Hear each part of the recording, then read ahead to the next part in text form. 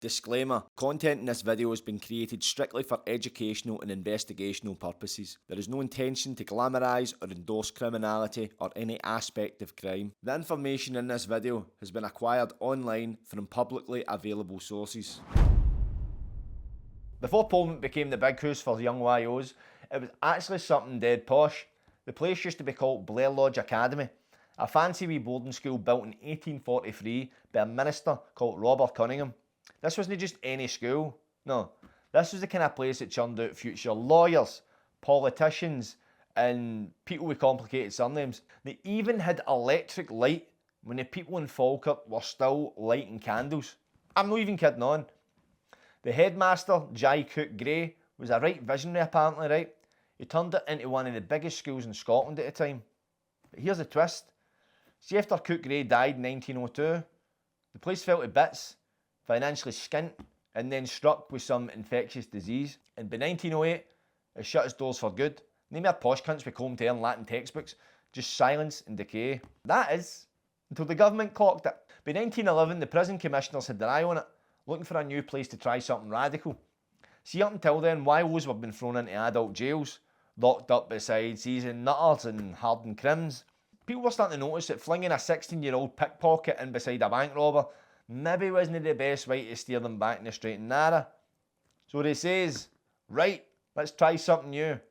Let's turn this fancy old school into a Borstal. And that, he's and she's and theys and thems, is how Blairlodge Academy, once a beacon of privilege, became the site of Scotland's first Borstal, designed for young male offenders. No longer churning out lawyers, now it was churning out people who had made a mistake, hoping to set them right with discipline, education, and hard graft. Sounds good, right?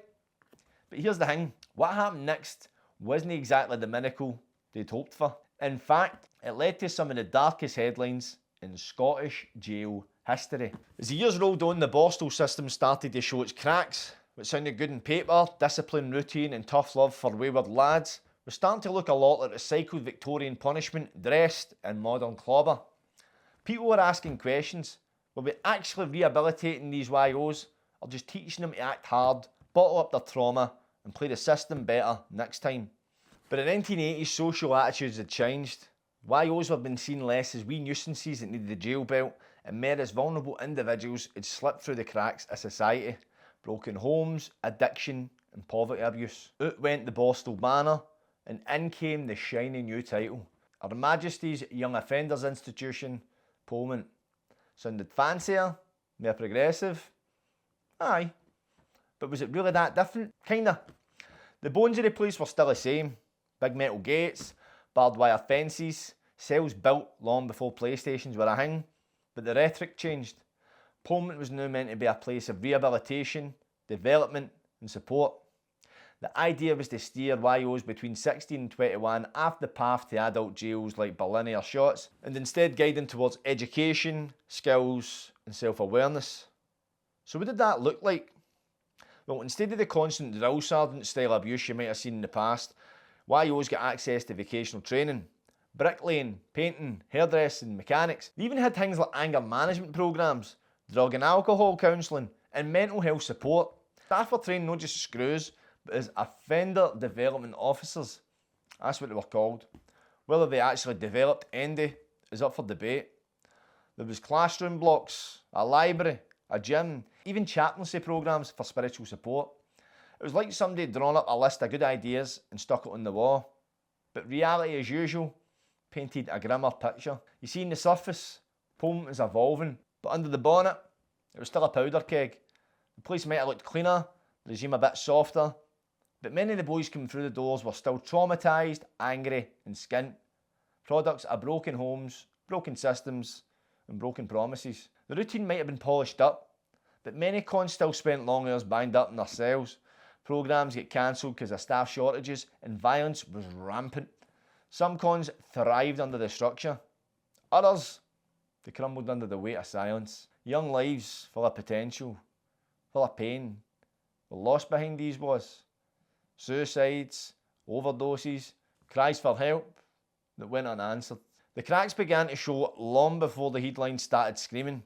Mental health provision was sparse. They tried to fix a shattered windscreen with a bit of sellotape. Isolation, long periods locked up, the weight of trauma, addiction, fear, hopelessness, all simmering away behind bars that promised change but delivered silence. Some of these boys came in carrying trauma like a bag full of bricks. Childhood abuse, poverty, addiction, neglect, you name it. Instead of being met with compassion or proper support, they were met with under-resourced staff, overstretched systems, and a culture that still leaned heavily on discipline over empathy. One of the first major cases that tore the lid off was William Lindsay, a 16-year-old boy who took his own life in 2018. He was sent to Polmont after being refused bail, even though social workers flagged he was at severe risk. Within 48 hours of arriving, he was dead. A young boy, alone, desperate, and failed. Then came Katie Allen, 21-year-old, no criminal record, a uni student, jailed for a hit and run whilst mad with it. She suffered bullying inside, self-harmed, and begged for help. Her mum da found out she'd been refused mental health treatment in the lead up to her death. In 2018, she too took her own life inside Polmont. You see, these cases weren't isolated. They were a pattern, one that exposed a system crumbling under its own weight. The SPS and the Scottish Government were forced to launch inquiries. Headlines exploded. Public outcry grew.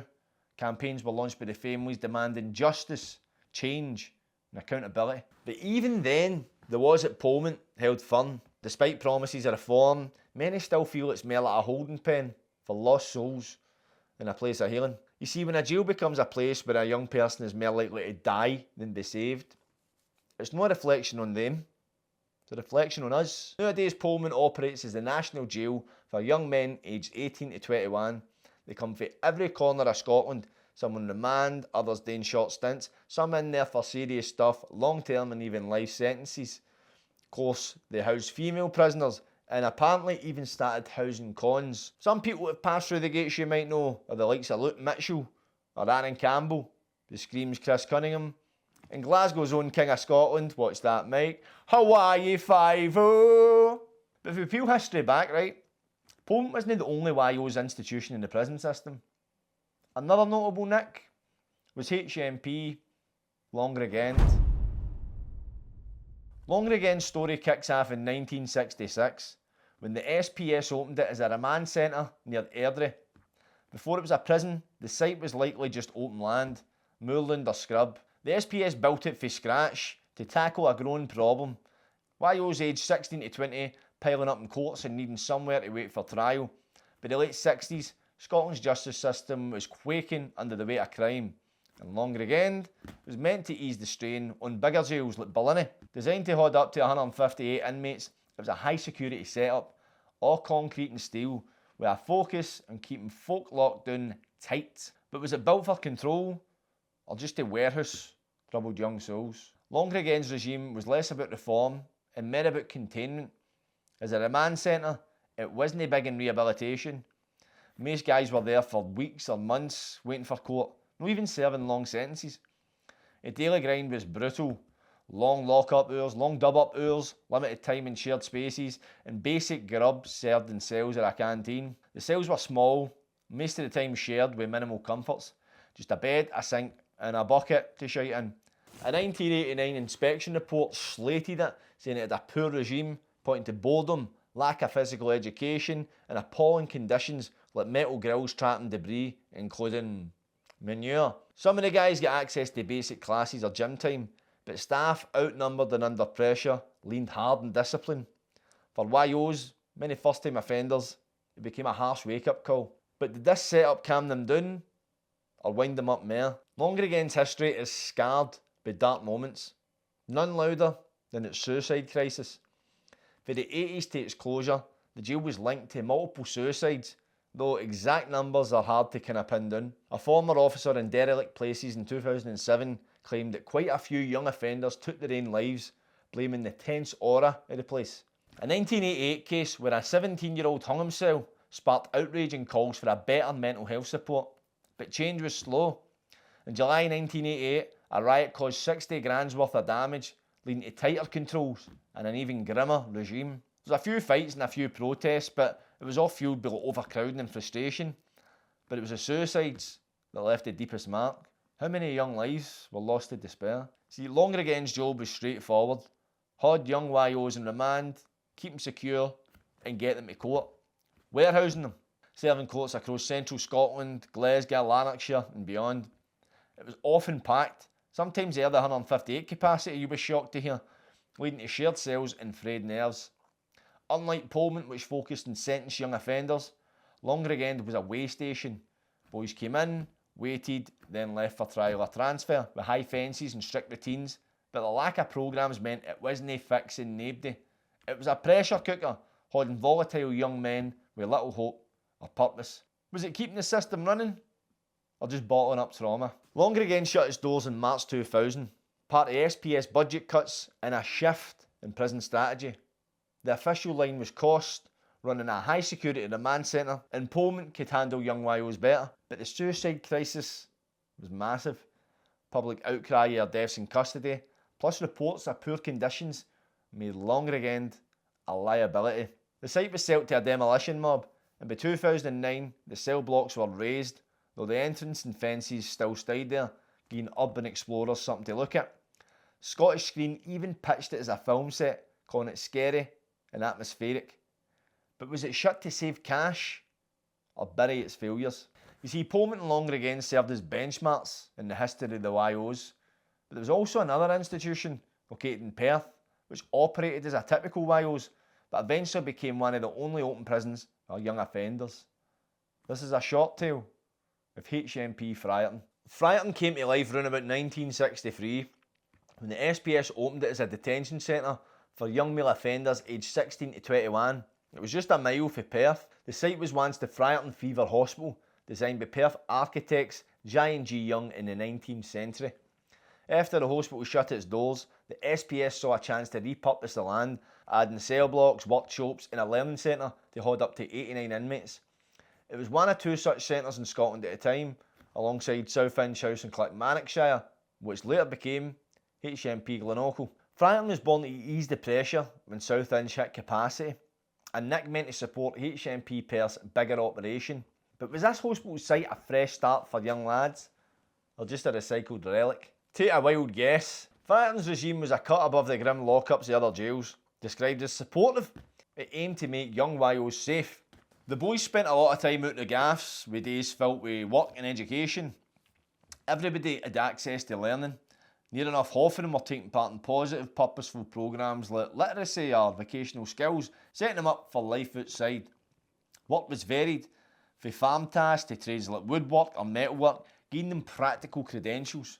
Cells were pretty much basic, but they were decent, with TVs and toilets, and family contact was a priority, with home leaves letting the guys visit their loved ones. Visits were relaxed, sometimes outdoors with the tea and the good weather, but a 2002 report flagged drab facilities and cuts to out of cell time due to staffing changes, hinting at cracks in the system. Was Friarton a real shot at reform, or was it a soon-to-be victim to the fractures in the system?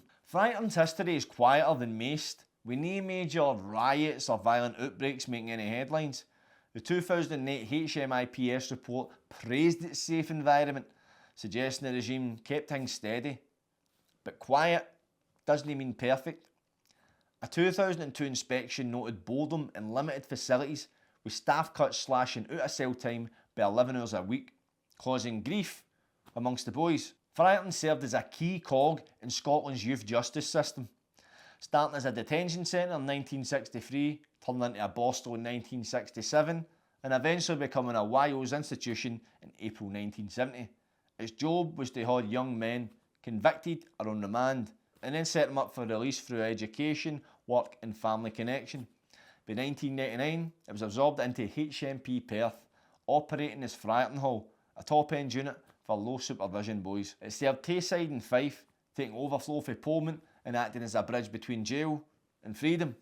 Community links were strong, with partner organisations helping cons transition back to society. But was it really setting people free, or was it just acting as a pit stop? Friarton's gates closed in early 2010 and merged with HMP Perth as part of SPS cost cutting and rationalisation.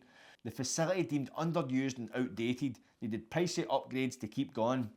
Its role was swallowed by Perth's main prison, and the site was bulldozed to make way for a housing estate. The exact date's a bit fuzzy, right? But by 2010, Friarton was history, as buildings replaced by homes overlooking the Tay. The closure reflected a shift in SPS strategy, focusing on bigger facilities like Polmont for young offenders. So what did shutting Friarton really achieve?